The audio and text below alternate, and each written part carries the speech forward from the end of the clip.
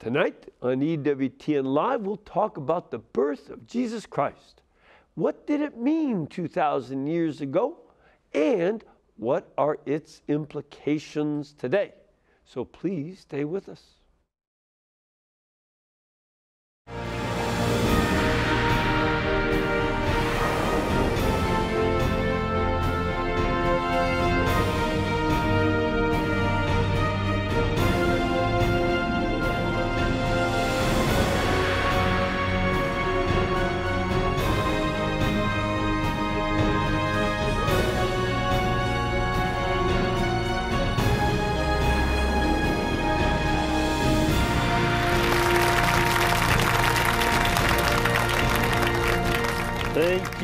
Thank you, and welcome. I'm Father Mitch Pacwa. Welcome to EWTN Live. We're bringing you guests from all around the world, but I didn't have to go quite so far today. Our guest tonight was years ago stationed in Charleston, South Carolina. Lovely city. I hope you all get to go there. It is beautiful. But as he's walking down the street, the day after Christmas, he nearly had a Christmas tree dumped on his head. And it had nothing to do with those poor people in Charleston being humbugs or Scrooges or anything like that about Christmas. But nonetheless, he was happy to arrive in the Diocese of Birmingham, Alabama, 10 years ago where the classic Christmas song, "Have Yourself a Merry Little Christmas," was written right here in Birmingham in a small cottage just a few miles away from our studio here. Well, we promised not to throw any Christmas trees, wreaths, decorations, or anything else at him. And he promised to be our bishop.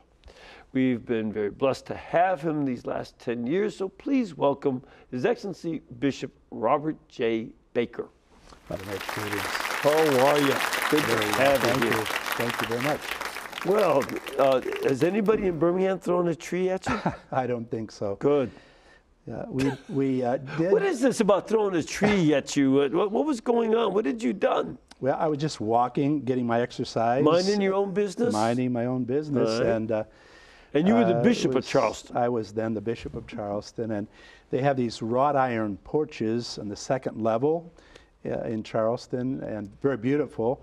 Oh, it is. But had I been walking a little faster, I would have been hit by this Christmas tree that was dropped from above. And somebody was just clearing out after Christmas Day, possibly to move on with their lives, and figuring, well, it's all over Christmas Day. Yeah. So I had a little trouble. Something's wrong with that picture. Mm-hmm. And I began thinking about it, that perhaps in the American society, Christmas is over on Christmas Day for many people. And perhaps it's because we start celebrating Christmas way too soon, and then it's over Christmas Day. Yeah, that is definitely a problem. You know, that we, as a matter of fact, we have Christmas parties during this week before Christmas. This is when a lot of offices, and it's understandable. No, it is. You know, they want to give their Christmas bonuses so people can buy presents for their families and have a nice holiday and all that. And it's an important part of the economy of Christmas to be read. That's why they give them Christmas bonuses. So that's fine. But people sort of get tired of Christmas. Well, it's important to buy Christmas presents to give on Christmas Day. So yeah, we're part of that sense of gift giving. We don't want to eliminate that. No. And but we don't want to be totally influenced in our liturgies by the Macy, the Thanksgiving Day parade and all that comes with that secular aspect. Okay. Yeah. So I got thinking, well, we need to do a little more on talking about Christmas as a season rather than just as a day. And with other bishops, we've been promoting that aspect of Christmas as a season. So initially, with a friend and his wife, we put together a little booklet with meditations on the Christmas season. It's called Christmas Joy, and it takes into account the entire Christmas season. Now, initially, with EWTN, I did a series called The 12 Days of Christmas. Yes. And I used this little candle here to light each day. We had a prayer and a meditation, but we were thinking of Christmas as 12 days, meaning from Christmas to the Feast of the Epiphany. Traditionally on January 6th. January 6th. But the church in many parts of the world moved the Feast of Epiphany to Sunday after the 6th, so that the season was more than 12 days. So I had to reconcile with that reality, and so we did another series eventually, also with this candle, and it was called Christmas is a Season, aired on EWTN. So we took into account that the season can be longer. Now, I understand that the bishops of England, Scotland, and Wales just moved from celebrating the Epiphany on Sunday back to the regular January 6th. So for them, it would be the 12 days of Christmas. Right, yeah. Well, they were the ones who came up with that great song. I mean, the song makes no sense unless you have actually 12 days. Yep. And, you know, one of the things I'd like to do is, as we talk about some of this, is first of all talk about the meaning of Advent. Okay. Yeah, I think, you know, as a preparation for Christmas, the church celebrates Advent. And the Roman Rite, the largest of the Catholic rites, it's a 4-week celebration. And in many of the Eastern rites, it's a 6-week celebration. So, like at our parish, the Maronite parish here in town, St. Elias, we're already celebrating Advent for 5 weeks, and this is going to be the last of the 6 Sundays. We call them the Sundays of Annunciation. That's how they call it in the East. That's the Sundays of the 6 Sundays of Annunciation to Zechariah, to the Blessed Virgin Mary, then Our Lady going to Elizabeth, then the birth of John, and then the Annunciation to Saint Joseph, and then this Sunday before Easter or before Christmas will be genealogy. We just go through the genealogy. So this is our, you know, traditional celebration. But in the West, it's 4 weeks to celebrate and commemorate the biblical 4,000 years before the coming of Christ. And what, you know, this is something that we need to focus on as well.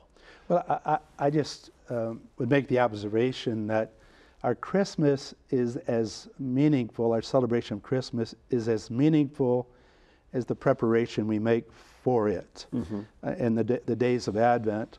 So when I was doing my Christmas season celebrations and candle lighting and all that, somebody said to me, Bishop, the problem is not Christmas, the problem is Advent. People really don't get into the Advent spirit enough to appreciate what it's all about. So we get caught up in celebrating Christmas before it happens. And the songs that we sing are not Advent songs, they're Christmas songs all through that period. Right, we start doing Christmas music, mostly secular Christmas music, that's not talking about Christ, but about Santa Claus killing grandma and all this other nonsense. Right. Before Thanksgiving. Now the church is trying, of course, and the church has beautiful Advent songs, even the beautiful Latin hymns that have been brought in. But go out and try to find a CD with Advent songs. And I think we need to encourage our Catholic household of faith to produce those. Now, there are meditative hymns out there that are done, they're Marian hymns, but it's pretty hard to find an Advent CD that you could play. In fact, I was just with somebody today who was in a store looking for, he asked for some Advent music. He wanted to play with his Knights of Columbus group. They couldn't find it. So I'm just saying those are kind of things we need to do. Plus, to make Christmas meaningful, make Advent meaningful, come up with more ways of celebrating the Advent season. Now there are different ways, and we have the beautiful the candles, the Advent wreath and the candles, which is in every church, and that is not strictly speaking liturgical. It's a paraliturgical event, but it crept into the liturgy, and I think rightly so. Yeah, there's a blessing for the Advent wreath and on the first Sunday of Advent, correct? Correct. And that's something that kind of came in. I've been pushing also after it to have the Christ, what I call the Christ candle of hope, to center in that. Now, obviously, Easter is the big time with the Easter candle, but it's not foreign to put this other candle in there after you do the others and remove the other candles. So right in that Christmas season, to do something like light something like this each of the day of the Christmas season. I encourage that as a carry on from the Advent, the lighting of the Advent candles. And certainly there are different ways to do it. Now these are a little bigger candles. You usually have a monk at St. Bernard's devised that size. Well, there are others, but there are creative things we can do to make really Advent important. And in our homes, not just our church. So that's an easy one to do. And also, just so that folks understand, there are 3 that are violet colored and 1 that is rose, because last Sunday we celebrated Gaudete Sunday. Correct. What is... Yeah, that's the Latin word for the first word of the introit, the entrance prayer, Gaudete, rejoice. Right. On Easter, we have the Laetare Sunday, similar to that. So the church, while we're being penitential, as we are also in Advent, wants us also to have a lighthearted sense of what we're doing. So this is a very beautiful symbol to prepare us, to prepare our hearts. So we're preparing for what? We're preparing for the coming of Jesus in a special way in the liturgy of Christmas. We're preparing for Christ coming at the end time, but we're also sensing his presence here and now today, the sacrament of the present moment, that, he's coming to me right now, and grace can only come to me in the present moment. We talk about now is the time for God's gifts and grace to come. So putting it in that context, the here and now, as well as the Christmas season, and then when he comes at the final judgment. I think too, so we've got these very nice symbols of Advent. Again, the 4,000 years. But this should also bring to mind that it's a great time, the liturgy of Advent all focuses on the promises of the coming of the Messiah. Correct. And this ought to be something that families can bring to their prayer together. For instance, maybe at dinner, depending on the age of the children and stuff, to have little, prayers from one of the prophet texts about the coming of Jesus, and have the kids read that. It would be good to include that 4,000 years of preparation for Jesus, that Israel was looking forward to the Messiah. Right. Now, we need to understand that. You're a scripture scholar, so you ought to write another book that helps flesh that out a little bit. There are. Wait a minute, I'm the host of the show. I'm not supposed to get homework. there are books already on, I think, the Jesse tree, which we have in our chancery as you come in the reception office, and there's symbols from the great prophets, the great people of the past who led up to the coming of the Messiah. And of course, Jesse was the father of David. Right. And so it's centered around the people that prefigured the coming of Jesus, and you have little symbols that represent them. Right. So these Old Testament figures leading up to the coming of the Messiah. And so that's all, children can really plug into that. In the Jesse tree, it's just a regular tree that has, you put on those little symbols, and you make them, the children make them. And they're right out of the Old Testament. And it's and oftentimes they'll give just a little bit of a chocolate or something. They have like those little windows you open up. Oh, yeah, that's clever. And they Sure, give sure. for the kid who answers the right question. Right. Little treats that are not as big as Christmas treats, but a little something that makes it fun. Exactly. And not merely laborious. Exactly. The Filipinos will have I'm going to mispronounce it, but I have this little symbol over here. It's called Simbang Gabi, which is the evening mass, and they have an evening mass every it's like the week before Christmas, and it's a beautiful custom. We have that at our cathedral, and the Filipino community provides that opportunity. But it's like coming down the wire right before Christmas, and with special homilies that relate us.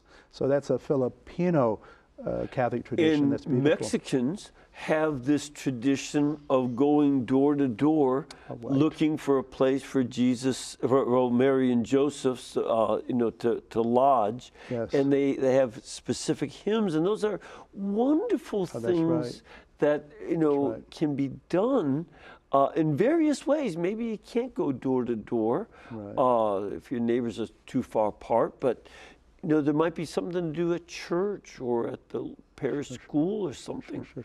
St. Augustine, that was the custom, that particular Hispanic custom, and from our cathedral all the way to the Shrine Nombre de Dios, they had people going and knocking on doors and carrying that tradition on. Yeah, you'd been a priest of that diocese. I was a priest for 29 years in St. Augustine, Florida. And these are, Catholic cultures like Mexico and the Philippines have these wonderful traditions that we can become a vehicle for celebrating this.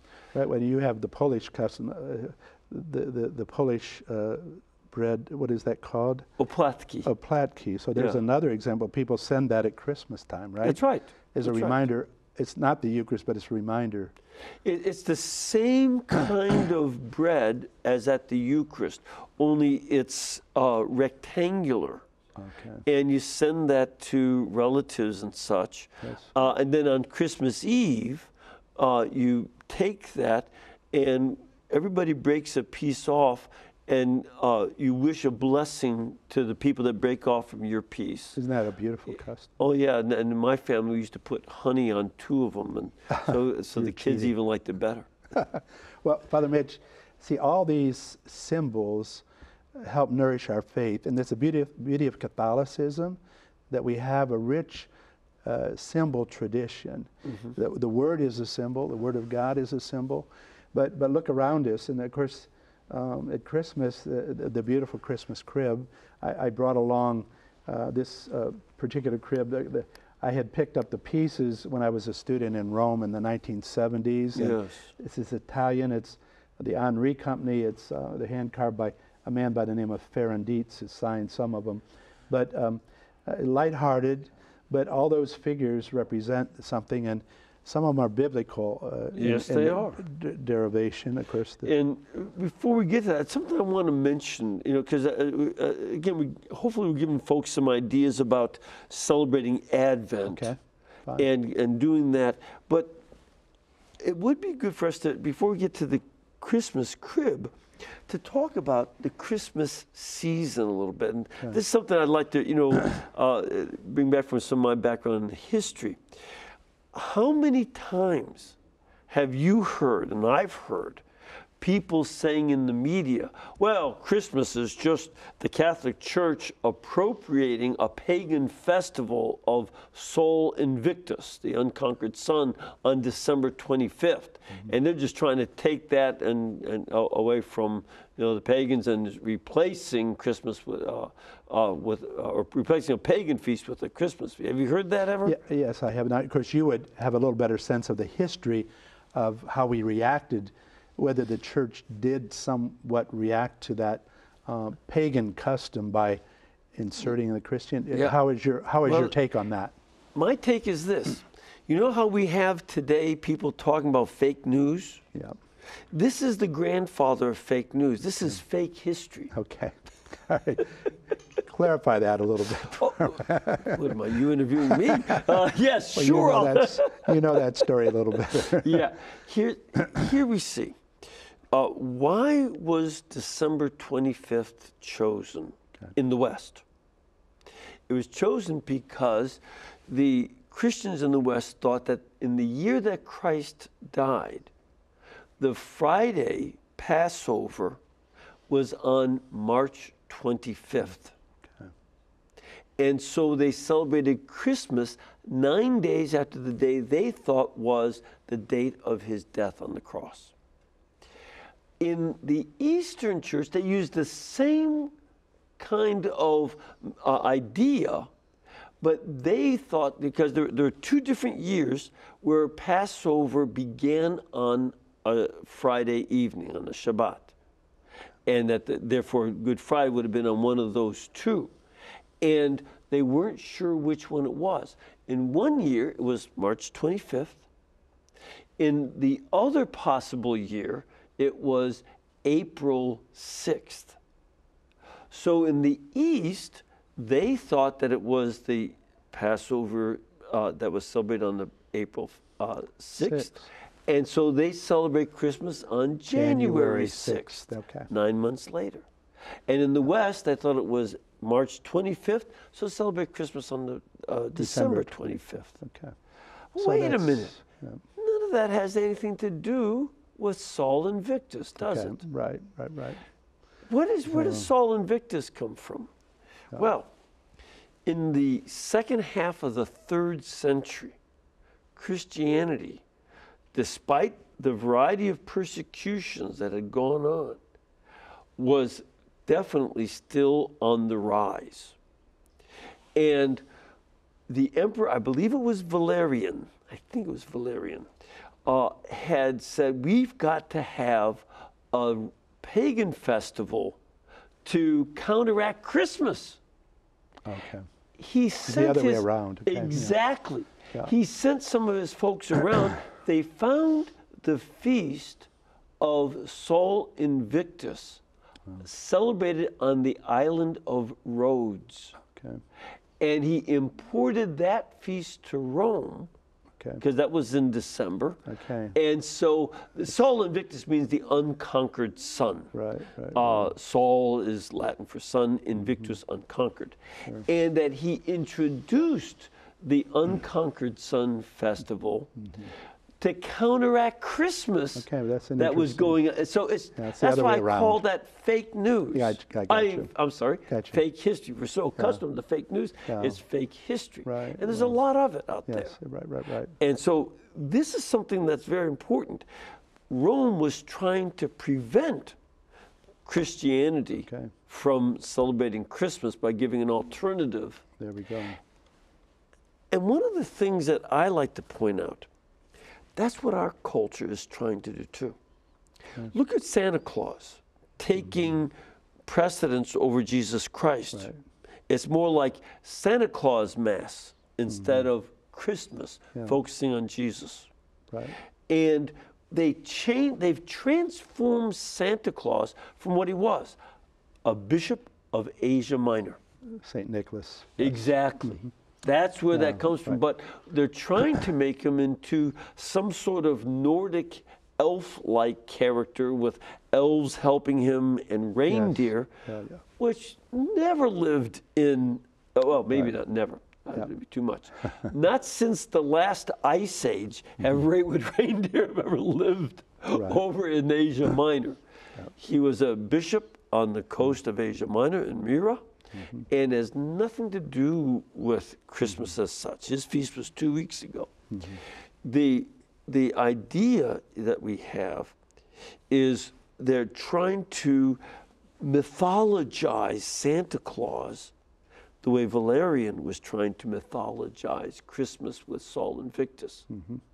And today we use commercialism and materialism as a way to promote that.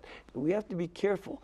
Santa Claus was not concerned with how nice your car was. and that you should have a luxury car outside your house on Christmas morning. He was concerned for the poor and the needy. Exactly. And is generous to them. So it's important that we reinsert our Catholic Christian symbols into this picture with our children starting off early. And we're surrounded by them, we have them, and we just need to pull out those resources to help us do that, to counter the secular direction. And it's possible, but we start at Advent, not right on Christmas Day. We start ahead of time and then play into the rest. Exactly, and look forward to that feast. And you mentioned something too that I think, I know, in my time in theology, the liturgy people would say Advent is not a penitential season.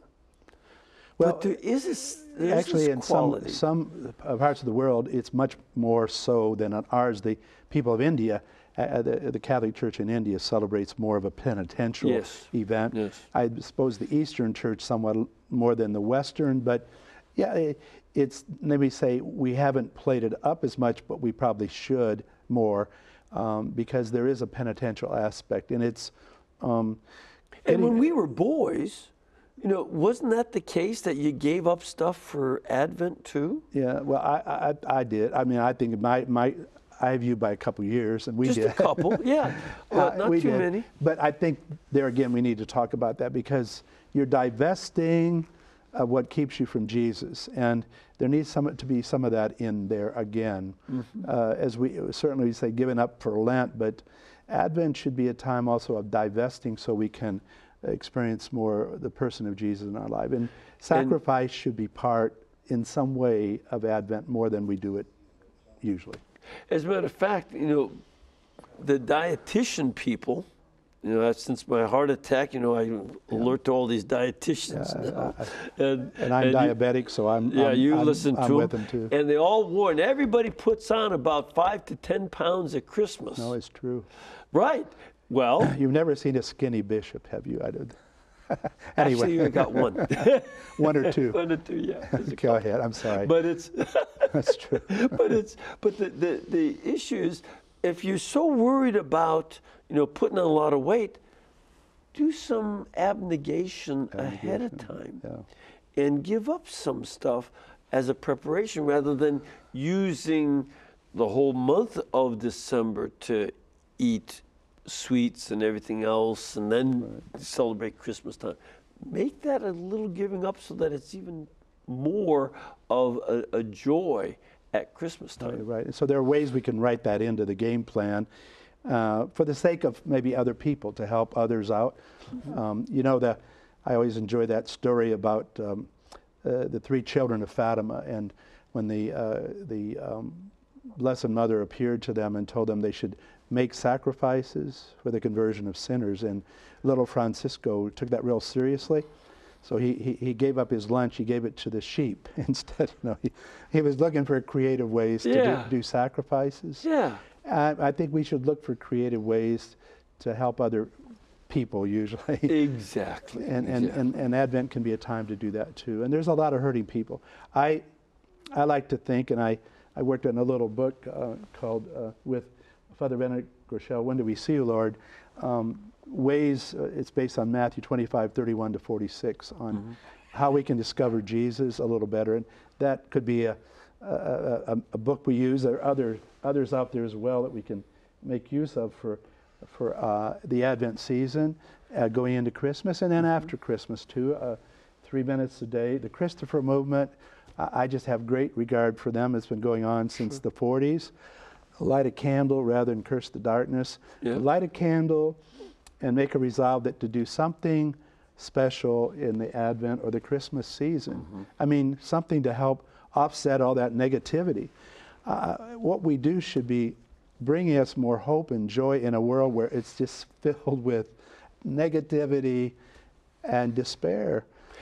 And, you know, one of the things too, in terms of this sense of a little bit of abnegation, sometimes people look forward to office parties where they can be a little licentious and somewhat sinful. And as we've been listening to all the news reports of this, it's become a movement.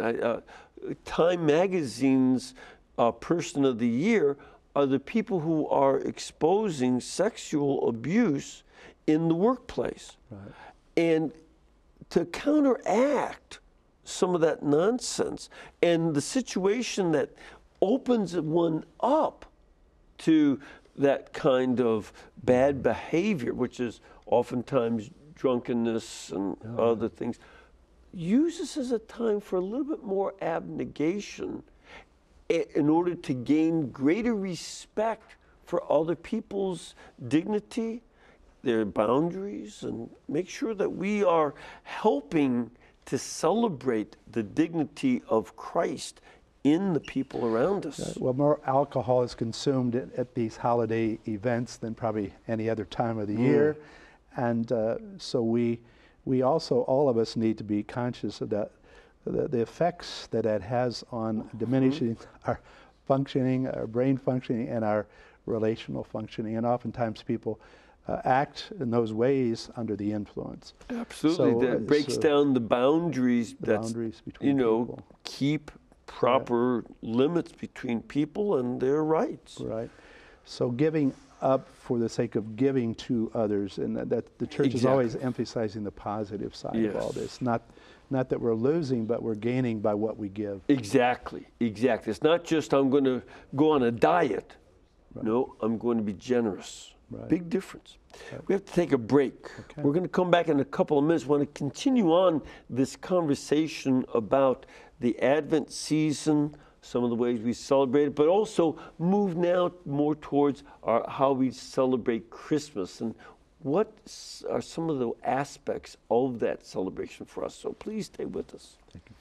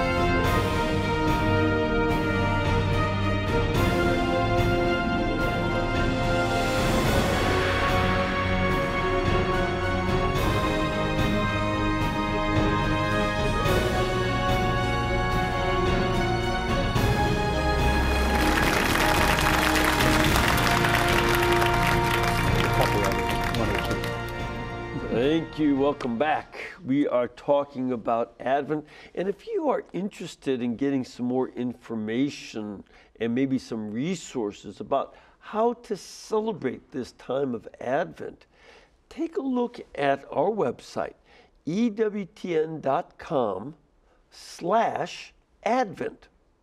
EWTN.com/Advent. There are a lot of things there that you can look up and maybe do with your family. So check that out. And it's, a lot of it's just stuff you can download for, into your computer and use. We already mentioned how Christmas, December 25th or January 6th, depending on which year Christ died. That's very ancient. That goes back to at least the 2nd century, that the Christians were already celebrating Christmas on those dates. And Sol Invictus, by the way, that wasn't instituted until the late 3rd century, more than 100 years after our earliest mention of celebrating Christmas. So that's all. Sure. But one of the things that, because we don't know, was it the year that Good Friday was on the 25th of March? Or was it the year that Good Friday was on the 6th of April? We don't know. So, being good Catholics, we have 12 days of Christmas. And we celebrate from the 25th to the 6th. Correct. And that's... At least that. And of course, in the United States, we moved the celebration of the Epiphany to the Sunday afterwards, and other countries as well. However, I mentioned England, Scotland, and Wales have moved it back to the day itself of January 6th. Right. So it is 12 days for them. It's important that we at least celebrate Christmas for those 12 days, preferably on to the Feast of the Baptism of the Lord, which really is more fitting. And a little book that I had done with Michael Dubrail and his wife, we focused on those days with some meditations. That is out of print now. We hope to get it reprinted. Yes. Christmas Joy, it's called. EWTN promoted that some years ago. Right. But the Holy Father in Rome, their Christmas crib, they keep up till the Feast of the Presentation of the Lord, February 2nd. And historically, that has also been considered part of the Christmas season as well. Sure. So these seasons, Advent helps prepare for Christmas, and then you have a Christmas season. Lent helps us prepare for Easter, then you have an Easter season. Right. And then we have a time of preparation for Pentecost. For Pentecost. We used to call it the days after Pentecost, the weeks after Pentecost. We got rid of that for the season. In the Roman Rite. In the East, still, they call it the Sundays of Pentecost. So the sense of the big feast, always have a time before you're preparing, and then a time afterwards you're celebrating. Right. So we haven't really, I don't know enough, encourage our people to send celebration after those big feasts, and that's what we're kind of we're promoting. And my little thing was just adding a candle to the Advent wreath, pulling the other candles out and carrying that on just as a reminder that the season's still on is one way. There are other creative ways we can do that. And I think obviously Christmas creche scene, the crib set, we all have our cribs, some have up already.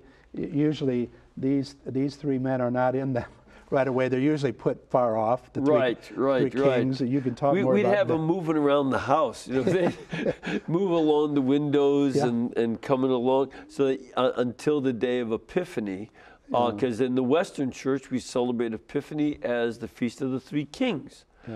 Big celebration in Louisiana when they have king cake. Oh, that's right. So and it's the three colors of king cakes come from the three magi. There we are. Yeah, and their gifts. Yeah. So that's all. All of these little figures represent devotion to what's happening there, and of course, the music, musicians, and shepherds, and a little boy bringing his sister perhaps in the back, carrying case there, and a little boy carrying the star. All of these, the drummer boy song is an example of we give our talents in service of the King. So all these are reminders, and these are beautiful Italian symbols of how an Italian might portray the Christmas crib. If you go on Christmas Day, you can move around different churches to see what each church has, how they celebrate the birth of Christ with the Christmas crib that's set up there. Rome, big thing. Italians go around church to church on Christmas Day to see how their neighbors are with their crib sets that maybe are 300, 400, 500 years old. Right, and it's something where I loved it. When my, especially we had it at our house as a little boy, and then of course going to my grandmother's. But it was also important to talk about some of these figures, because the little kids want to know, why is that there, and for instance, we have an ox and an ass. Oh yeah. And they're present. They're not mentioned in the Bible.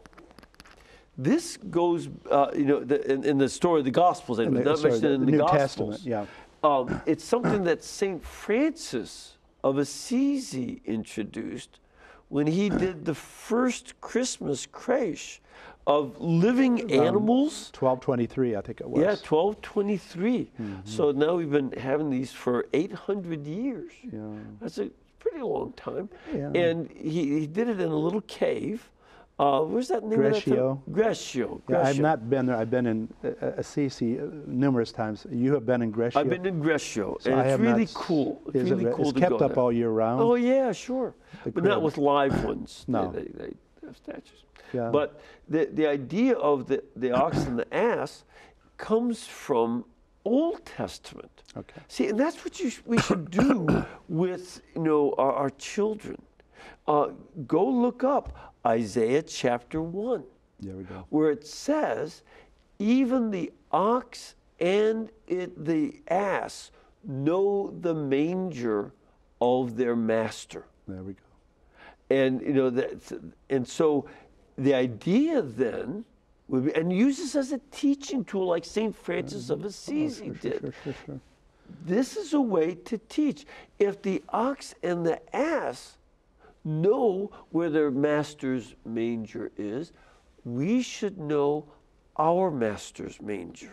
Jesus, being born in the manger. Well, the animals play a big part of this, don't they? The crib set, and of course all the little lamb. Of course, the lamb is going to eventually be the symbol for the Lamb of God, Jesus. Sure. So animals have a sensitivity by nature to realities, huh? Right. So they're good to have represented in the Christmas crib set. So. Well, and of course the other side. Well, wait a minute. The sheep are there for what reason?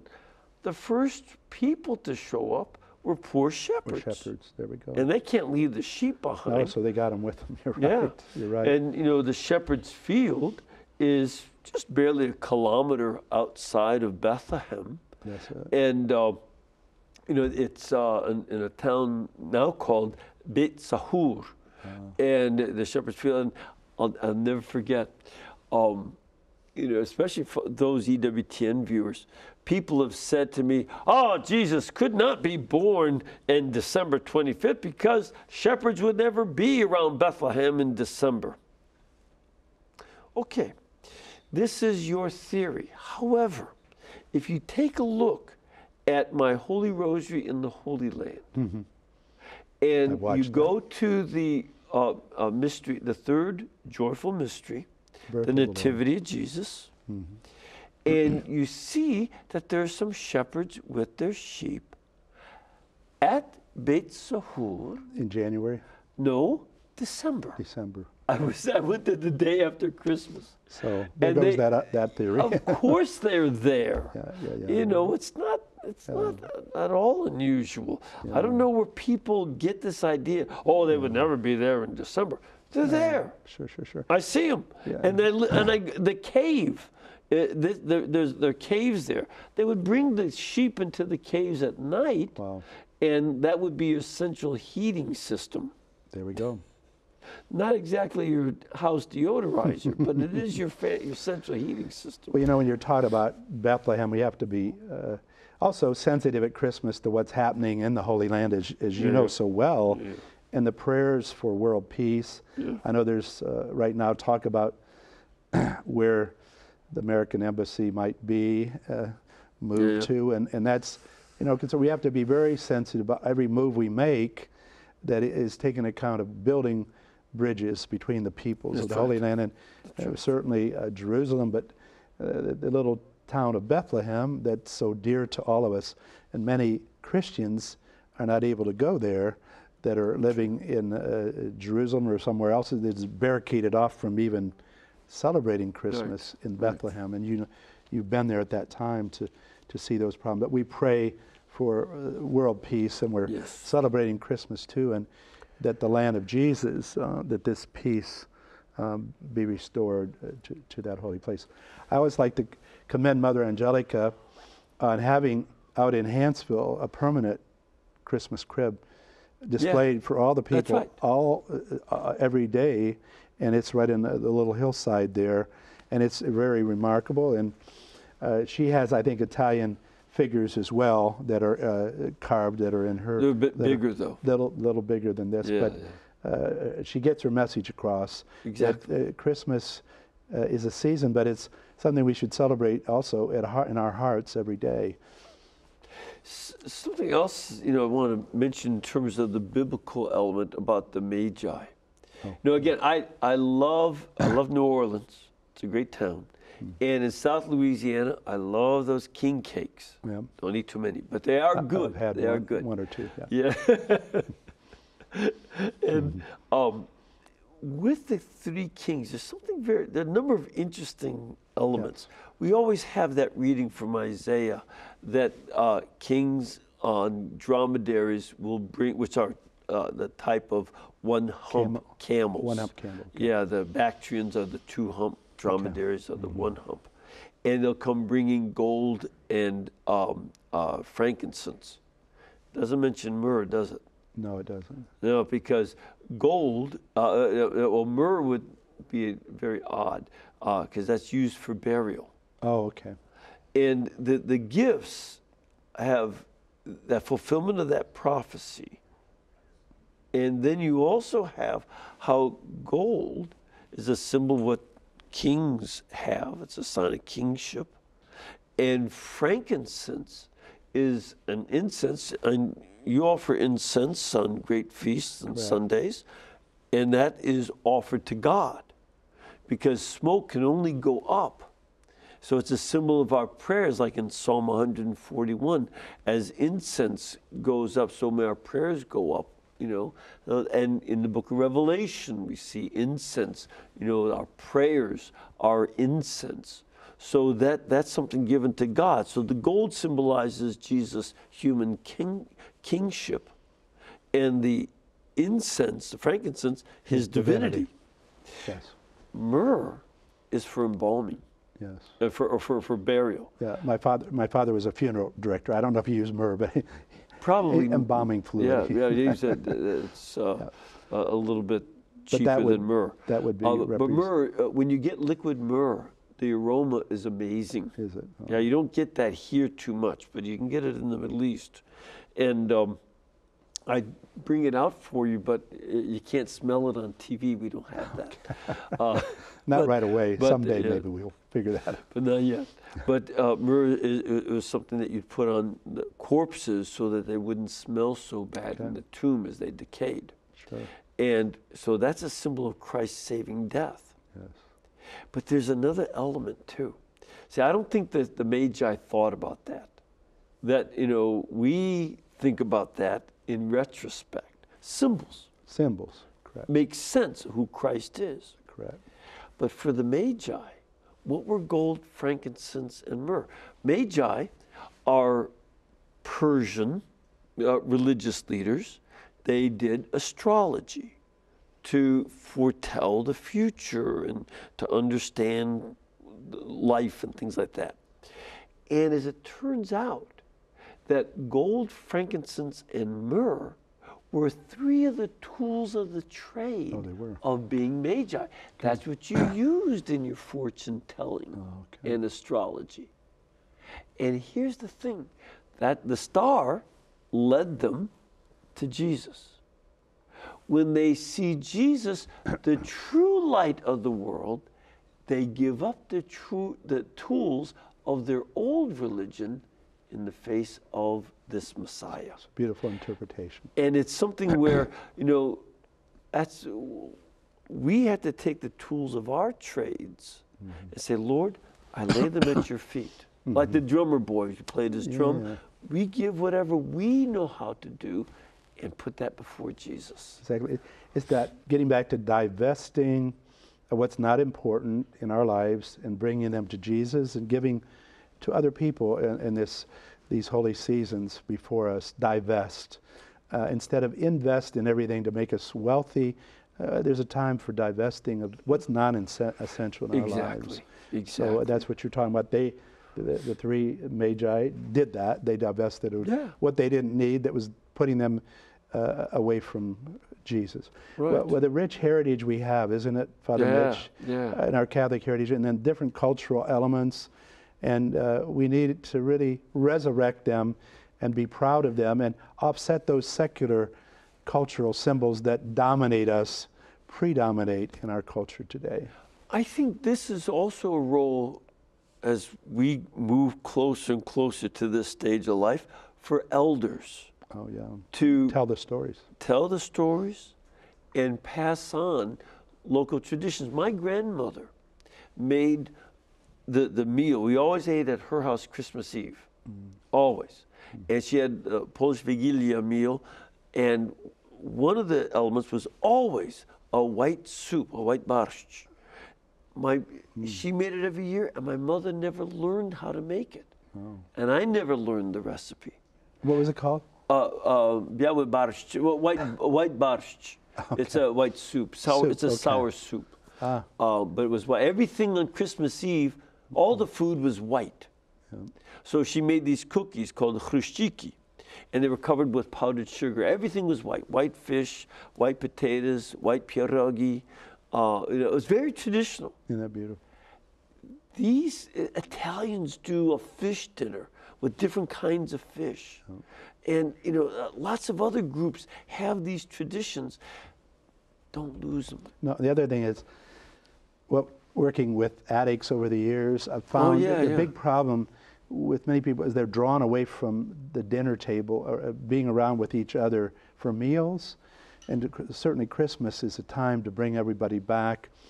Trying to realize that you don't really experience liturgy in church or in your home unless you all come together. It's not an isolated event. It's a community event. And getting back to the table, of course, the table of the Eucharist, and then the table, the family table, which Christmas does try to do. And so many families, the hardship of Christmas is if somebody's alone, somebody's in the hospital, somebody's in prison, can't experience that. So I worked with soup kitchen shelters where we went out and tried to help people on those days. Yeah, and I think, along that line, of seeking to have those celebrations together are very important. I think you're right. We can't highlight that enough, and maybe to spend part of our Christmas day with people who are needy. Yeah. We have over 52% of children are born to unmarried parents. Parents can't stay committed enough to each other and their children, and yet alone have a meal together. This is something as a church we can call people, and sometimes we might have to be the ones who provide that meal. Yeah. There's a great Jesuit down in El Paso who convinced his charismatic prayer group, said, look, let's go and have our Christmas dinner in a garbage dump with the absolute poorest people over in Juarez. Mm-hmm. And they ran out of food, and they prayed, and they just kept slicing, and they kept having more food. It was kind of a miracle of multiplication. Mm-hmm. Well, Christmas in the peripheries, huh? Pope Francis would be all in favor of that. And creating ways to make Christmas meaningful, and not just for ourselves, but for other people. And if we've been gifted, we've been given more blessings in our own culture, then how do we share them with people that are struggling at Christmas time? Exactly. Exactly. These are some of the things, and you and I have a great privilege by being able to preside at the Eucharist. Correct.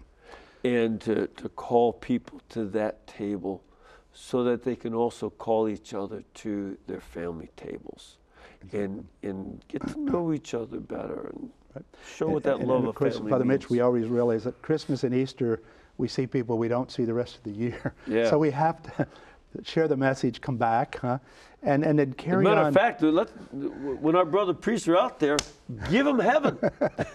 And get them to come back maybe the next week in prayer. And maybe light a candle in there, take a candle. It's not hard to buy candles anywhere. They're proliferate all over the place. And light a little candle in your home and say a little prayer. And maybe just do one act of kindness each day of the Christmas season. Start off right there, however you define the Christmas season. Again, we want to let you know, we're running right out of time, but we want to let you know you can get some Advent information and resources by going to EWTN.com/Advent. And also the little booklet, The 12 Days of Christmas with Bishop Robert J. Baker, is available at EWTNRC.com or 1-800-854-6316. Don't just sing the song, but celebrate the season. It's a video. Oh, it's a video. Okay, well then we'll get that video. Oh, that's right. That's right. You got to do that. So get that video. Okay. Would you join me in giving everybody a blessing as we bring this to a close? May Almighty God bless you and keep you and cause His face to shine upon you, the Father, the Son, and the Holy Spirit. Amen. And in this season of generosity, we ask that you be generous to those in need. Look for opportunities to help those who are poor. And we also would appreciate your help to us, to remember us at this Christmas season so that we would be able to continue to present these and all of our other programs to you, because you bring it to you. God bless you. Merry Christmas.